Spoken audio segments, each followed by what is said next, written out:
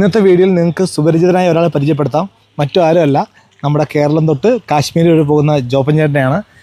എൻ്റെ വീടിൻ്റെ തൊട്ടടുത്തുള്ള റോഡിലൂടെ കൊന്നക്കാടിനോ ചിറ്റാലിക്കാലിനോ മലയോര പ്രദേശത്തേക്ക് മാത്രം പോകാൻ കഴിയുന്ന വഴിയിലൂടെ കാശ്മീർ എന്ന ബോർഡും വെച്ചുകൊണ്ട് ഒരാൾ സൈക്കിളിൽ പോകുന്ന കണ്ടപ്പോൾ ആദ്യം അത്ഭുതം തോന്നി. പിന്തുടർന്ന് അടുത്തെത്തിയപ്പോൾ സൈക്കിളിൻ്റെ നായ്ക്കൂടും നായ്ക്കുട്ടിയും കണ്ടപ്പോൾ ആളെ മനസ്സിലായി. കേരളത്തിൻ്റെ ഗ്രാമങ്ങൾ മുഴുവൻ ചുറ്റി സഞ്ചരിച്ച് കാശ്മീർ വരെ സൈക്കിളിൽ പോകുന്ന ജോപ്പൻ ചേട്ടനാണെന്ന്.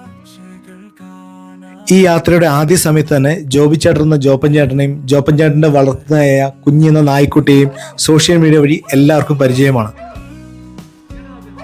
യാത്രയുടെ ക്ഷീണം മാറ്റാൻ അല്പസമയം റെസ്റ്റ് എടുത്ത് പോകാമെന്നും പറഞ്ഞ് വീട്ടിലേക്ക് ക്ഷണിച്ചപ്പോൾ നാട്ടിലെയും വീട്ടിലെ കഥകളും അതുപോലെ യാത്രാവിശേഷങ്ങളുമായി അല്പസമയം വീട്ടിൽ ചെലവഴിച്ചു.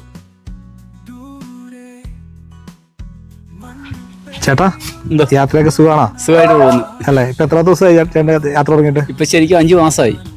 4 മാസം കഴിഞ്ഞു. 4 മാസം കഴിഞ്ഞു. നമ്മൾ എവിടെ തുടങ്ങിയ? തിരുവനന്തപുരത്തുനിന്നാ?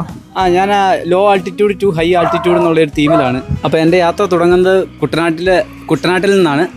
അപ്പർ കുട്ടനാടായ നീണ്ടൂർ ഭാഗത്തു നിന്നാണ് ഞാൻ യാത്ര തുടങ്ങുന്നത്. നീണ്ടൂരിൽ നിന്ന് കുമരകത്തിന് പോയി അവിടുന്ന് ആലപ്പുഴ ജില്ല മുഴുവൻ കറങ്ങി അങ്ങനെ തീരദേശ മേഖലയും മലയോര മേഖലയും പിന്നിട്ട് ഇപ്പോൾ കാസർഗോഡ് വരെ എത്തിയിരിക്കുകയാണ്.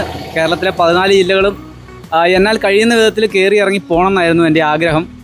അതുപോലെ തന്നെ അത് സാധിക്കുന്ന മട്ടാണ് ഇപ്പോൾ ഉള്ളത്. ഇപ്പോൾ ഞാൻ വെള്ളരിക്കുണ്ടിലേക്ക് യാത്ര ചെയ്തുകൊണ്ടിരിക്കുകയാണ്. അങ്ങനെയാണ് നമ്മളിങ്ങനെ വഴിയിൽ കണ്ടതും ഇവിടെ വന്നു. അതെ, ഈ പോണ വഴിക്ക് മലയോര ഹൈവേയിലെ കാർഷിക മേഖലയും അതുപോലെ തന്നെ ഇപ്പോൾ വേനൽക്കാലത്ത് കാസർഗോഡുകാർ അനുഭവിക്കുന്ന വെള്ളത്തിൻ്റെ ബുദ്ധിമുട്ടും ഒക്കെ ഞാൻ മനസ്സിലാക്കിക്കൊണ്ടാണ് ഈ യാത്ര തിരിച്ചുകൊണ്ടിരിക്കുന്നത്. പ്രത്യേകിച്ച് ചേട്ടൻ്റെ വെറും ഒരു യാത്രയല്ല, സാമൂഹിക പ്രതിബദ്ധതയുള്ള യാത്ര. അതെ, തീർച്ചയായിട്ടും. കാരണം എല്ലാവരുടെയും പ്രശ്നങ്ങൾ നമുക്ക് കാണാൻ പറ്റും. നമുക്ക് ഒരു പത്രവാർത്തയിലൂടെയോ ഒരു ന്യൂസിലൂടെയോ കേൾക്കുന്ന പോലെയല്ലല്ലോ നമ്മൾ പോയി കണ്ട് മനസ്സിലാക്കുന്നത്. അതാണ് എൻ്റെ ഈ യാത്രയുടെ ഒരു പ്രത്യേകത. ഒരു 4 ദിവസം കൊണ്ട് നമ്മുടെ കേരളം കഴിഞ്ഞ് കർണാടകത്തിലോട്ട് കയറും. അത് കഴിഞ്ഞ പിന്നെ ഇതുപോലെ ഗ്രാമങ്ങളിൽ കൂടിയാണോ യാത്ര? അതോ പറ്റുന്ന തരത്തിൽ നമ്മൾ ഒരു സ്റ്റേറ്റിൽ കയറുമ്പോൾ ആ സ്റ്റേറ്റിൻ്റെ പ്രധാനമായിട്ടുള്ള ഒരു സ്റ്റേറ്റ് ഹൈവേ, ആ സ്റ്റേറ്റ് ഹൈവേയിൽ നിന്ന് ആരെങ്കിലും പരിചയപ്പെട്ട് അവരുടെ ഗ്രാമങ്ങളിൽ പോയി ആ ഗ്രാമത്തിൻ്റെ അവസ്ഥയും കാഴ്ചകളും കാണാമെന്നാണ് എൻ്റെ ഒരു ആഗ്രഹം. യാത്രയാണ്. എപ്പോൾ അവസാനിക്കുന്നതാണ് കണക്ക് കൂട്ടുന്നത്? ഏകദേശം ഒരു 2 വർഷം. 2 വർഷം എടുത്തുള്ള യാത്ര. ഇത്രയും ദിവസത്തുള്ള യാത്രയ്ക്കുള്ള എല്ലാ സാധനങ്ങളും ഇതിലുണ്ടല്ലേ? പട്ടിക്കൂട് അടക്കം. ഇപ്പൊ അത്യാവശ്യത്തിനുള്ള എല്ലാ സാധനങ്ങളും ഉണ്ട്. അവിടെ ടെന്റ് ഉണ്ട്, ബ്ലാങ്കറ്റ് ഉണ്ട്, ജാക്കറ്റ് ഉണ്ട്, പിന്നെ അത്യാവശ്യം കിടന്നുറങ്ങാൻ പാവരയുണ്ട്, പുൽപ്പ ഉണ്ട്. പിന്നെ നമ്മുടെ ഡ്രസ്സാണ് ഒരു ബാഗിന്റെ അകത്ത്. ഫുഡൊക്കെ ഫുഡ് അതാണ് ഈ ഫുഡ് എല്ലാം ഈ പാക്കറ്റിലുള്ള എല്ലാം. അവള് തോണ്ടിയും പറിച്ചും കീറി വെച്ചിരിക്കുന്നതാണ്. പിന്നെ ഒരു ചെറിയ സ്റ്റൗ ഉണ്ട്. ഫുഡൊക്കെ സ്വന്തം പാചകം ചെയ്യും. അത്യാവശ്യം തോന്നു കഴിഞ്ഞാൽ നമുക്ക് ചെയ്യാതിരിക്കാൻ പറ്റിയല്ലോ, സ്വന്തമായിട്ട് പാചകം ചെയ്യാം.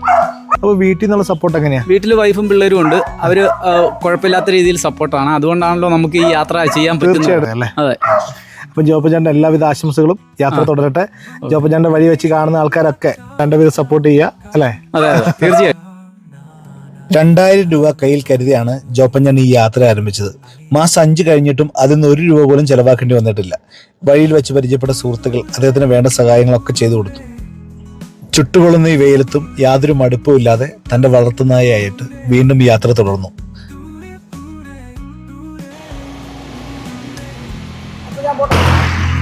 ആയിക്കോട്ടെ.